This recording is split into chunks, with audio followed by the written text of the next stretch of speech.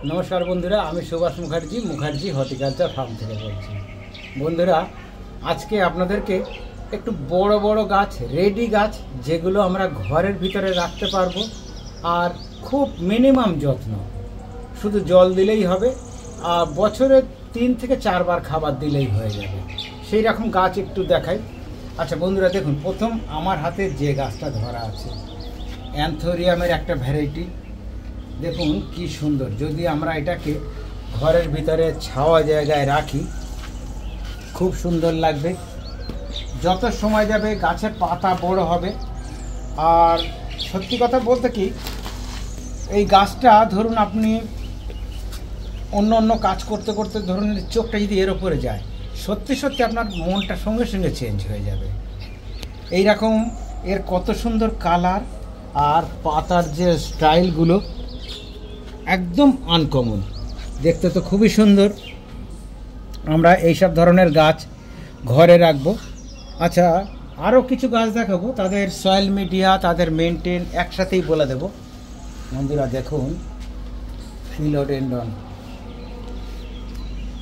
এই একটা যেমন কালার আছে, আর একটা কালার দেখুন এইটা, দুটোকে যদি আমি পাশাপাশি রাখি দুটো কিন্তু দুটোই আলাদা গাছ। আর একটা ফিলোডেন্ড্রন দেখাই, যেমন এইটা,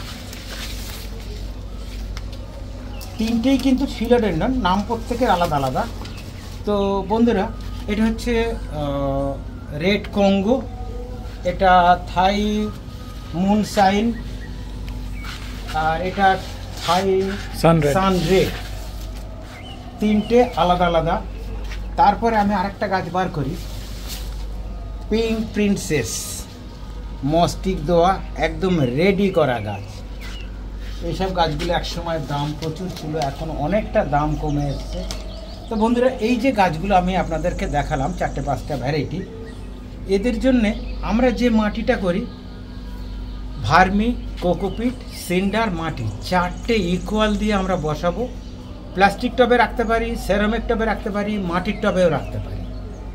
জল আমরা এদেরকে সপ্তাহে 3 দিন দেব, 2 দিন গ্যাপে গ্যাপে অথবা 3 দিন গ্যাপে গ্যাপে, 4 দিন গ্যাপে গ্যাপে নয়। খাবার হিসেবে আমরা যে অর্গানিক মিক্সড যেটা ব্যবহার করি, প্রতি 2.5 মাস 3 মাসে বা 4 মাসে একবার খাবার দেবেন 5 থেকে 7 গ্রাম করে, যেটাতে সর্ষের খোল থাকবে না অথচ নিম খোল থাকবে, হাড়ের গুঁড়ো থাকবে, এইরকম কিছু। তারপরে যেটা বন্ধুরা আমরা এনপিকে 20-20-20 বা 19-19-19 1 গ্রামের কম নেব। যদি আমরা 2 গ্রাম হয়, আমার কাছে অনেকে ফটো পাঠান যে পাতায় না লাল লাল ডট ডট ডট ডট হয়ে যাচ্ছে, এটা কিন্তু কোনো ফাঙ্গাস নয়। এটি আমরা যে এনপিকে যেটা ব্যবহার করি, এনপিকে না ওভারডোজ হয়ে যায়। ওভারডোজ হলে তার তো একটা রিয়াকশান আছে, সেটাই হচ্ছে পাতাগুলো না লাল লাল ছোপ ছোপ চলে আসে, যেন স্প্রে করলে যে জায়গাটা পড়ে পার্টিকুলার সেই সব জায়গাগুলোতেই দাগটা হয়।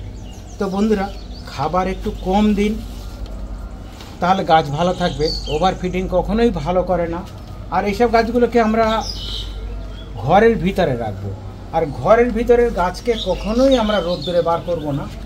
আমরা একটা কাজ করতে পারি, ধরুন গাছের পাতাতে প্রচুর ধুলো জমে, 15 দিন 20 দিন গ্যাপে গ্যাপে গাছগুলোকে যদি একটু বাথরুমে নিয়ে হ্যান্ড শাওয়ার দিয়ে পরিষ্কার করে দিই, খুব ভালো থাকবে, গ্লেজ হবে। এবার আমরা ধরুন একটা যে নরম কাপড়, তোয়ালে টাইপের যেসব কাপড় আছে, ওই দিয়ে কাপড়টাকে ভিজিয়ে নিয়ে পাতাটাকে আলতো করে মুছিয়ে দিই, তাহলেও গাছ ভালো থাকবে। তো বন্ধুরা এইভাবে আপনারা গাছ করুন, দেখুন আপনার মন ভালো থাকবে, ঘরের আপনার যে শোভাটা সেটাও অনেকটাই পরিবর্তন হবে।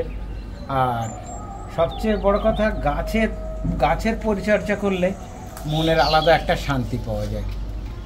তো বন্ধুরা এইসব গাছগুলো করুন, সবাই ভালো থাকবেন, সুস্থ থাকবেন। এইসব গাছগুলো আমাদের হোম ডেলিভারি হচ্ছে। এইসব গাছগুলো একটু কুরিয়ার করার সমস্যা আছে, কুরিয়ার করলে পাতাগুলো একটু ড্যামেজ হতে পারে।